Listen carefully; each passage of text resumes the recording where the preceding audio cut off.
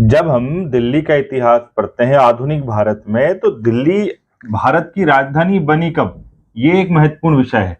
दिल्ली को, आधुनिक दिल्ली को, जिसे हम न्यू दिल्ली कहते हैं, उसे अंग्रेजों ने बसाया।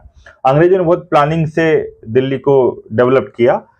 1911 में दिल्ली में एक दरबार लगा, जिसे इतिहास में दिल्ली दरबार कहते हैं। क्या कहते हैं? दिल्ली दरबार। और इस दरबार की खास बात यह थी कि यहाँ पर एक राजा आए ब्रिटेन के, उनका नाम था जॉर्ज पंचम।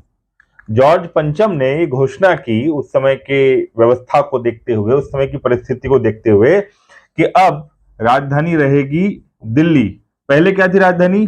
कलकत्ता। तो 1911 में यह घोषणा हुई कि कलकत्ता की जगह दिल्ली भारत की अब राजधानी होगा, यानी ब्रिटिश भारत की राजधानी होगा।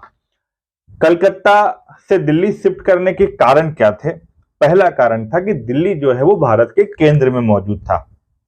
आज का बांग्लादेश और पाकिस्तान मिला दो तो भारत बहुत बड़ा था और दिल्ली कहीं ना कहीं सेंटर में मौजूद था।